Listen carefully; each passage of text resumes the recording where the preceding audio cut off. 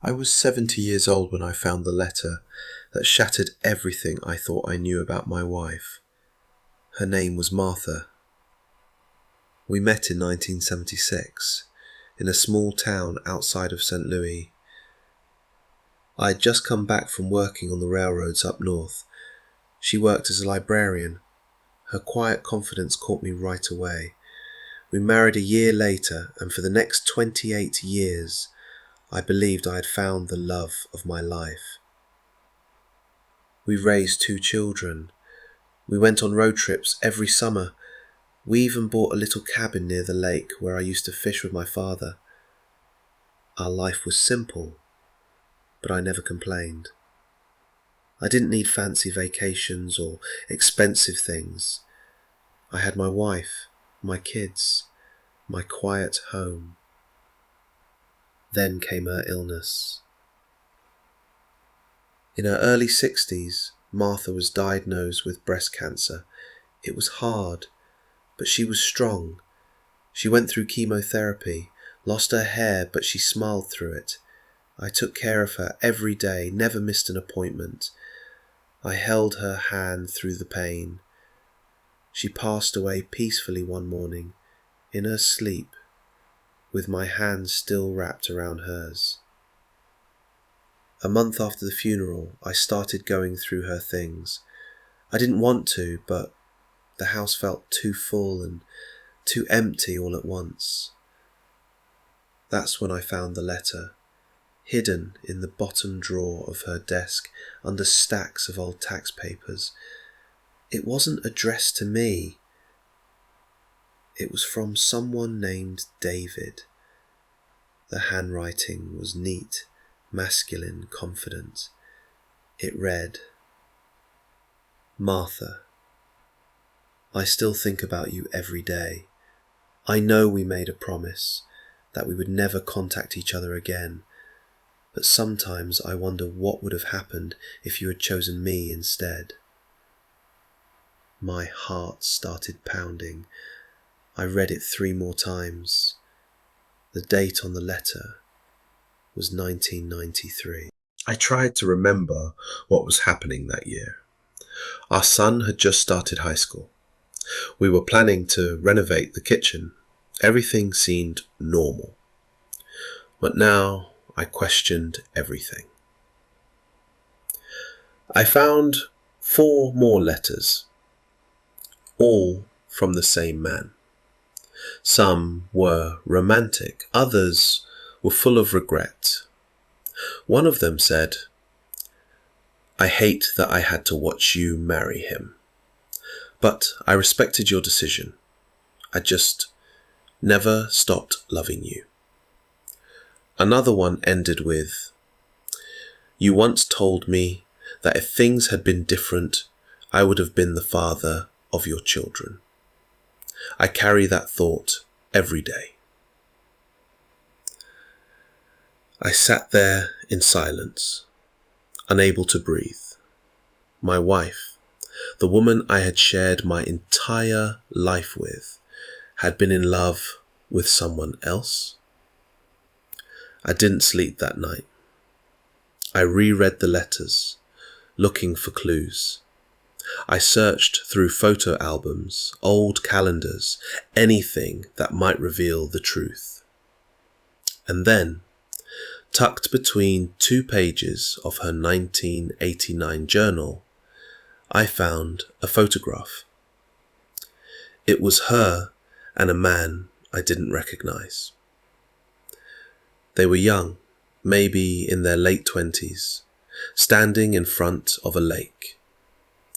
She was smiling in a way I hadn't seen in years.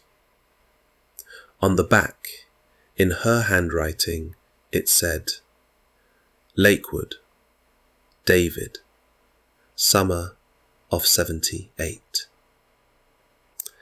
That was a year before we got married. It hit me like a punch to the chest. Man, David wasn't just some old friend. He was the man she almost chose. Over the next few weeks I spiraled. I kept it all to myself, not knowing how to talk to my kids about it. I started wondering if they were even mine, so I did something I never imagined I'd do. I took a paternity test.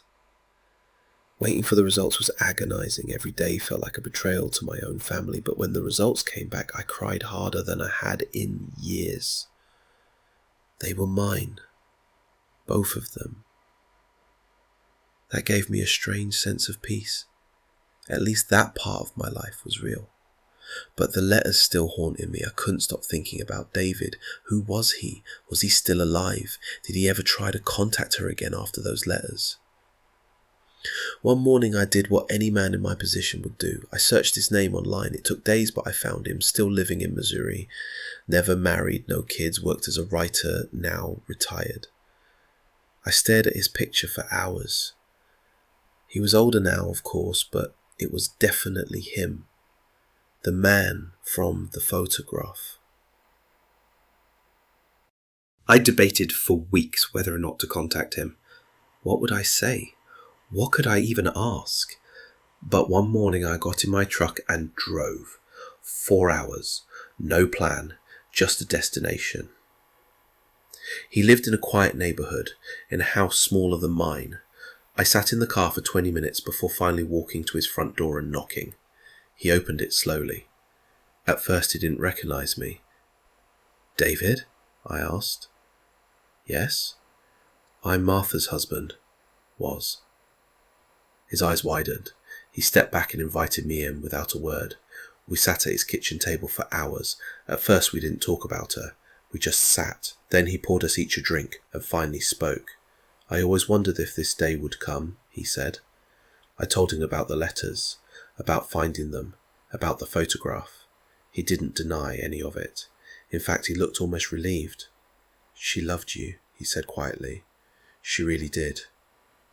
But she also loved me, in a different life.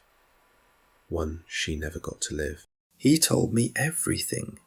How they met at university, how they were inseparable, how they planned a life together. But then her father got sick, he explained. She moved home to take care of him, and by the time he passed, you were in her life. I listened in silence. She wrote to me once a year, just once. Birthdays, holidays. I kept them all, he said, getting up and pulling out a wooden box. He handed it to me. Inside were letters in her handwriting, the same loops, the same curves I knew so well. She never sent them, but she wrote them. One stood out. It was dated just 2 years before she died. It read, "You were the what if in my life, but I never regretted my choice. He gave me love, stability, a family, but you were my fire." I felt tears run down my face. I didn't feel angry anymore, just human. Before I left, David walked me out to the porch. We stood there in silence, 2 old men, bound by a woman neither of us fully had. "She chose you," he finally said. "Even when she loved me, she chose you." I nodded. "She was a good woman," I said. "The best," he replied. We shook hands. I never saw him again.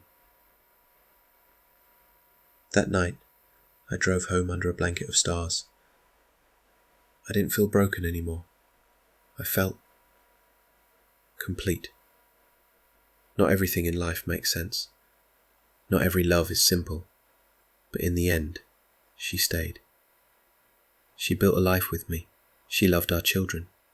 And even if part of her heart lived in another time, she gave me everything she had left. And that was enough.